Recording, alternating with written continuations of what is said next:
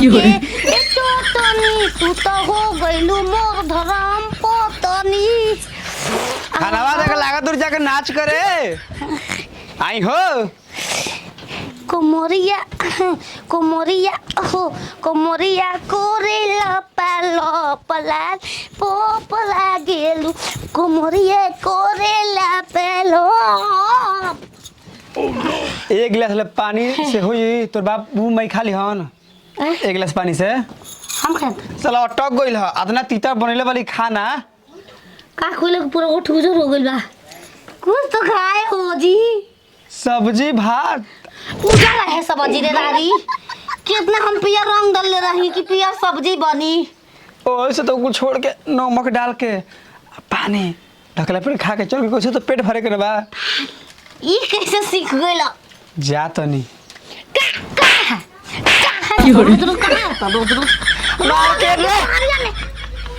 हम चलूंगी हम ले चलो पहले मौसी आवत है 3 महीना रही किन के चल पसंद ना करूँ बजान पसंद ना करूंगी चलूंगा। मौसी आवत है ठीक बा 3 महीना रही तक तोर को हरिया गेल बनी उहे आई बने से खियाई बनाई मोटा जाई का बनाई जौन चीज लिया के देव तौन चीज बनाई काहे के लिया के देबो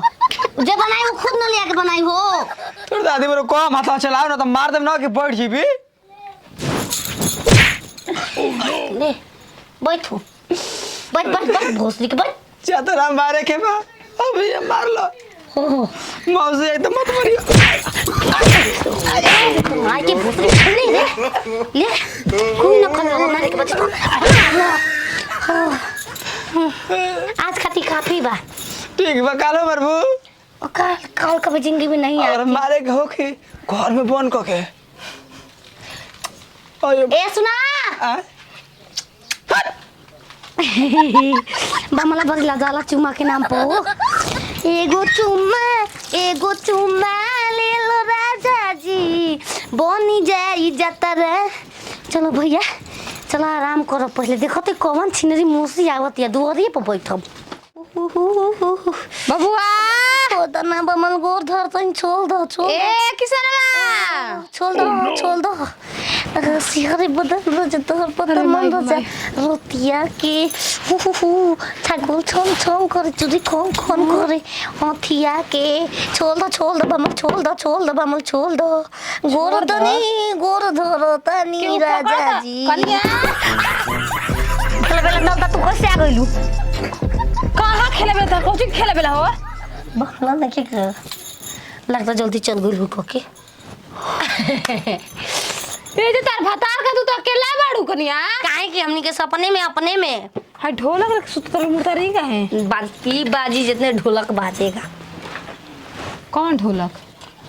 तोर माई के ढोलक के देहाल की बचपने से ये ढोलक बजाए वाला हां का करला बा दे वाला हां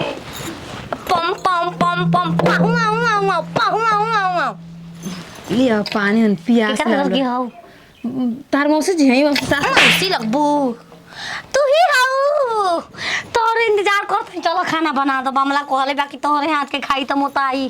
का हां वो तो फोन करले सब बबुआ कहता कि मौसी जल्दी ए भोसरो घंटा में पूरा पूरी बनबा भोसरो के करा के तारा करे रारी छतरी रे चल हो भाई हमारा कुरगारी मारा तार गरिया फूल के उधिया जी फुला दे तू बता का तो फुला ले जल्दी सुई दीवा करो टेक्नस के सुई कटाला तो दे रखे अरे तो ओकरा कटवा के निकलवाही के पड़ी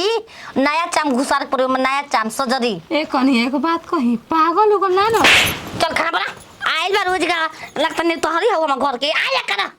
आया और तो नाय ना अब कनिया में तू हमके बना खेब हम तो बना मुंह देखल बारू तोरा का साड़ी लेके आइबा हम के नाम से हम देखो इतना बढ़िया साल पे बामला हम के रोज नहीं ना अबे मोल से जाई मौज आ जाई मुनुआ जी वो क्यों गलाऊंगी सूट नहीं फ्रॉक सूट ज्यादा पहना के फ्रॉक पहन के सूट जाए के फ्रॉक सूट ए भगवानी साफा चिपोरन बिया दादा देखलू हम ना बोलनी बमला से खेन दुगो सूट किन के भेजवा देबला मानावे खाती देखलू ऐसा छिनार के ना फेरे पड़ जाला हो इतना रहेला सिलाए खाते तुम कुछ करेला फुसिल अच्छा और का घंटा अरे घंटा हमारे सब मतलब बाबू बनबो बोतल बनाओ खाना बना ए करे भूख ले तू दो बना बनाई जो खबरूजा में रोटी डाल के लेके आ खरबूजा में रोटी और रोटी खबरूजा खाएगा हम आज आम रोटी तो रोजे रोजे आदमी खाता हो तब का बमलो के भाई इच्छा बा कि हम इतना दिन से खियाओ दिन होली ले रह जाता आवत ये मुसीती महीना रही तो खाना बना के दो हमरा का वैसे तो हम जग भी ना करम आजा बाबा का आजा देख ला मौसी तार खाना बनाता ही नहीं तो